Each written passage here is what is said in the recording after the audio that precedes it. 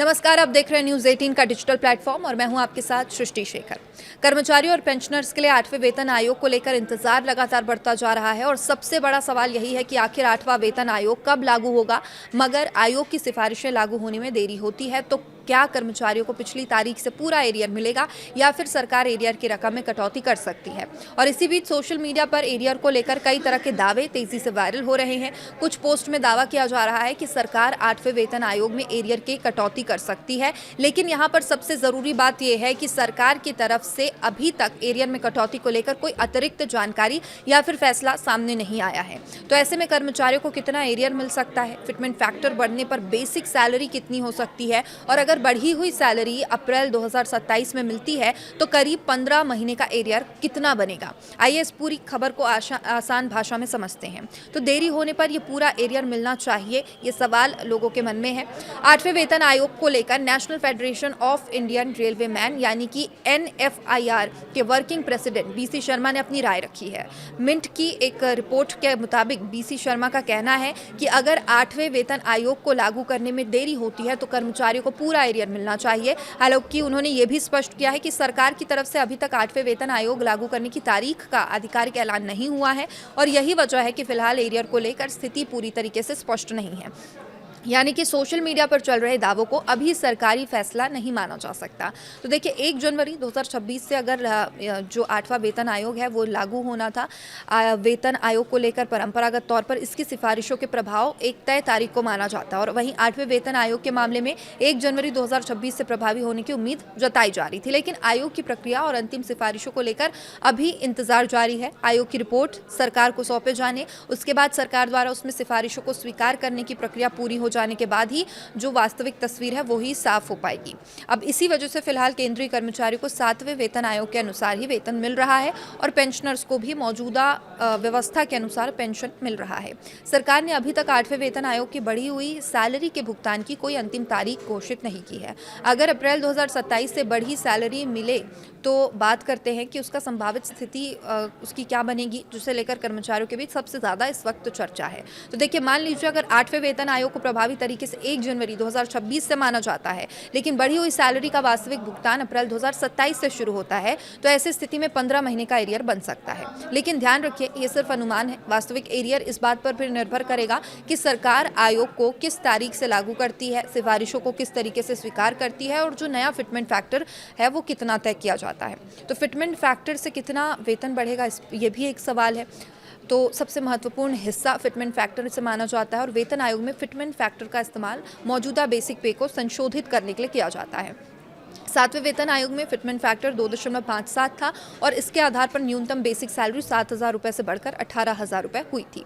अब 8वें वेतन आयोग को लेकर कर्मचारी संगठन फिटमेंट फैक्टर 3.68 करने की मांग कर रहे हैं। हालांकि अभी सरकार की तरफ से ये तय नहीं किया गया है कि आखिर फिटमेंट फैक्टर कितना होगा। अगर अलग अलग अनुमानों की माने तो 2.86 या 3 के आसपास रहने की संभावना यहाँ पर जताई गई है। इसलिए फिलहाल किसी एक आंकड़े को अंतिम वेतन वृद्धि मानना सही नहीं होगा। 18,000 की बेसिक सैलरी कितनी हो सकती है? अब इसका ऐसे उदाहरण समझिए, अगर 2.86 का फिटमेंट फैक्टर मान लीजिए है और किसी कर्मचारी की मौजूदा न्यूनतम जो बेसिक सैलरी है वो 18,000 है, तो नई बेसिक सैलरी 51,480 रुपये हो सकती है। यानी मौजूदा 18,000 रुपये की बेसिक सैलरी की तुलना में नई बेसिक सैलरी करीब 33,480 रुपये ज़्यादा होगी। अब अगर इसी अंतर के आधार पर 15 महीने का बेसिक एरियर निकाला जाए तो गणना इस तरह होगी, 33,480 रुपये को 15 में गुणा करने के बाद ये रकम करीब 5,02,200 रुपये आती है।